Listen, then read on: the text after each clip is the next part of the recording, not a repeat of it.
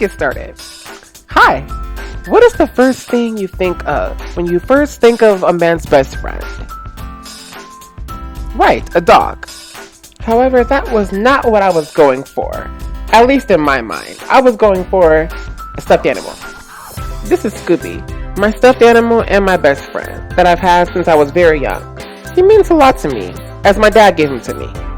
And I thought I was the only one that still held on to my stuffed animal to this day. But boy was I wrong. Not only have I learned that some of my family members still have their stuffed animals, I also had some friends as well. Not to mention, it was quite surprising when I entered my first day of college.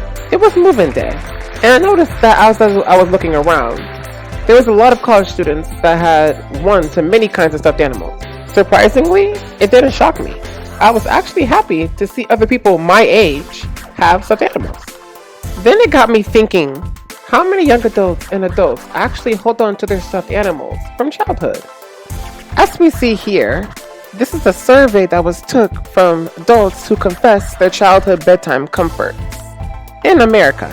This survey was done with over 2,000 Americans, and by not that much percentage beforehand, stuffed animals topped the charts with 37.5%. That is just insane compared to the other items that are on this list. The percentage for adults who confess their childhood bedtime comforts for pets is about almost 21%, and for dolls is almost 7%. So that's nothing compared to stuffed animals who have 37.5% of adults who actually confessed. With that being said, that makes about 4 in 10 adults, Americans, who still have a stuffed animal they still interact with as a grown adult.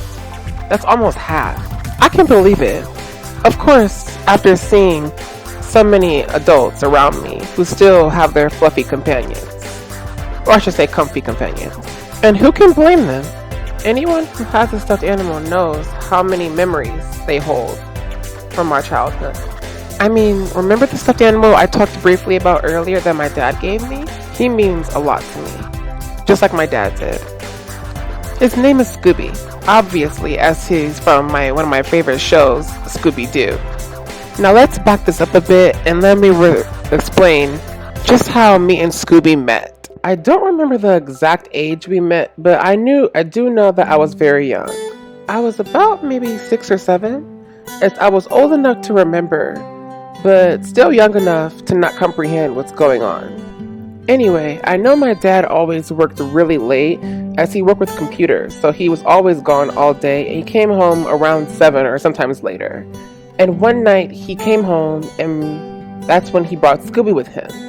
Now, if anyone knows me, they know that Scooby-Doo, and SpongeBob, and Barney a little bit back in the day, but mainly Scooby-Doo and SpongeBob were my favorite shows, and still my favorite cartoon shows.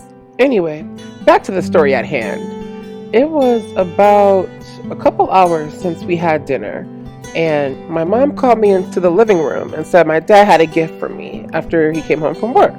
So my little self walked into the room, all happy and stuff to see my dad come home from work, and I saw a stuffed animal in his hand. Now, I didn't want to say anything because I don't want to be like, oh, is that mine?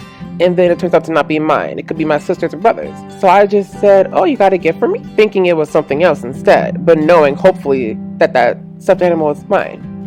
And my dad replied, here you go, this is a gift for you. I could not even put into words how happy I was when he gave me that stuffed animal. And right then and there, I named him Scooby.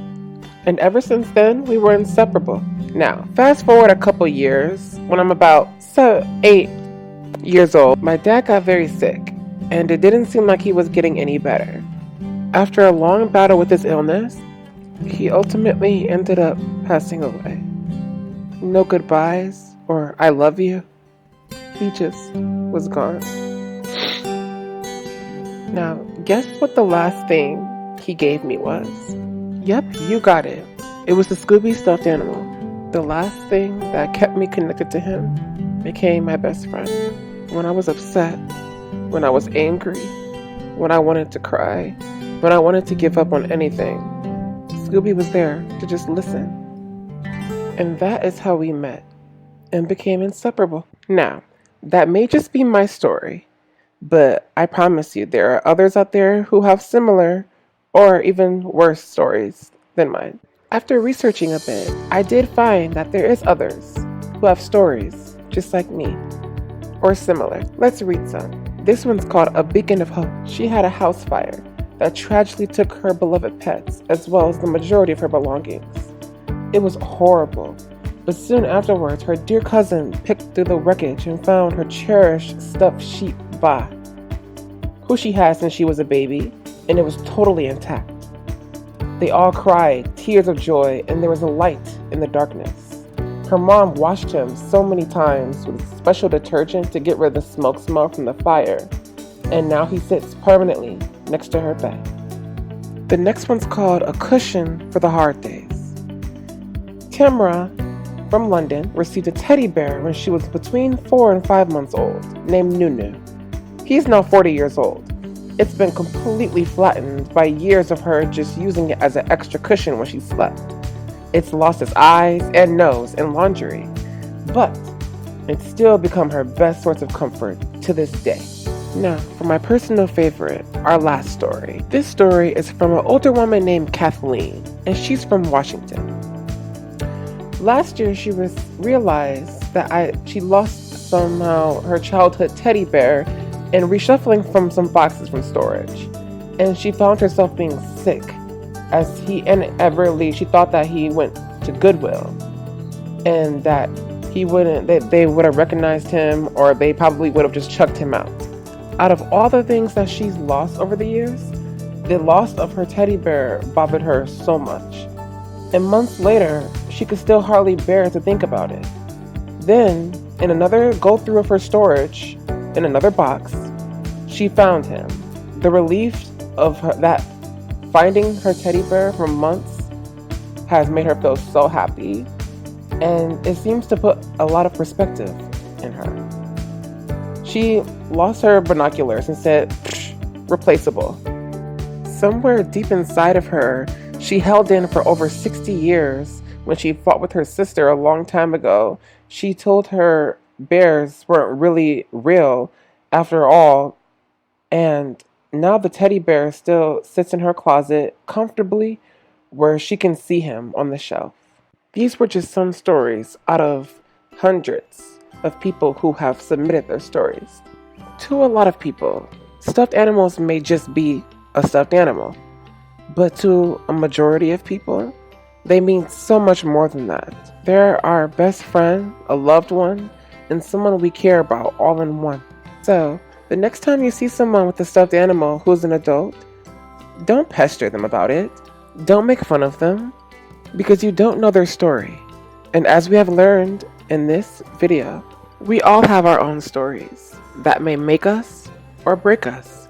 And when it comes to stuffed animals, they not only are our comfort, they provide memories for us as well that make us into the adults that we are to this day. So, what's your story?